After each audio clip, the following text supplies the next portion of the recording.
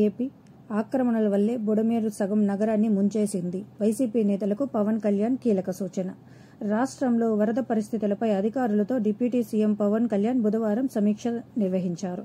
అనంతరం ఆయన మీడియాతో మాట్లాడారు. ఆర్థిక ఇబ్బందులు, ఛాలెంజెస్ ఉన్న ఇలాంటి పరిస్థితుల్లో ఇలాంటి విపత్తు వచ్చింది. బుడమేరు కాలువ 90% ఆక్రమణలో ఉంది. ఆక్రమణల వల్లే బుడమేరు సగం విజయవాడ నగరాన్ని ముంచెత్తింది.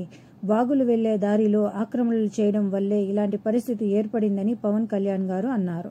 గత 5 ఏళ్లు వైసీపీ ప్రభుత్వం ఆక్రమణ విషయంలో ఎలాంటి చర్యలు తీసుకోలేదు.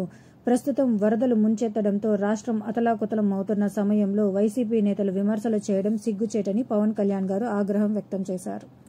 విజయవాడలోని వరద ప్రభావిత ప్రాంతాల్లో సీఎం చంద్రబాబు నాయుడు గారు రాత్రి పగలు తేడా లేకుండా పర్యటిస్తున్నారు. బాధితులకు అండగా ఉంటూ వారిలో ధైర్యాన్ని నింపుతున్నారని పవన్ అన్నారు.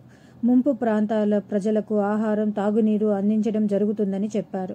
వైసీపీ నేతలు విమర్శలు చేయడం మానుకొని సహాయక చర్యల్లో పాల్గొనాలని పవన్ కళ్యాణ్ సూచించారు.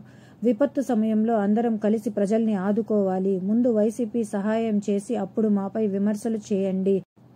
ఇళ్లల్లో కూర్చొని నోటుకొచ్చినట్లు మాట్లాడడం సరైంది కాదని వైసీపీ నేతల తీరును పవన్ విమర్శించారు.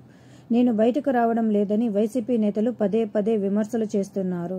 ఈ విషయంపై నేను ఇప్పటికే క్లారిటీ ఇచ్చాను. నేను గ్రౌండ్లోకి వస్తే సహాయక చర్యలకు ఆటంకం ఏర్పడుతుందని అధికారుల సూచనలతో నేను వెనక్కి తగ్గాను. అలా అని నేను ఏమీ చేయడం లేదని అనడం సరికాదు.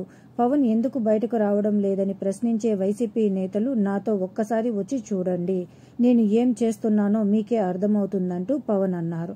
ప్రజలు ఇబ్బందులను తొలగించేలా రాజకీయ నాయకులు ప్రవర్తించాలి. ఇప్పటికైనా విమర్శలు మానుకొని వైసీపీ నేతలు ముంపు ప్రాంతాల ప్రజలకు సహాయం అందించాలని పవన్ సూచించారు. ఎర్రజెండా మీడియా, థ్యాంక్ యూ.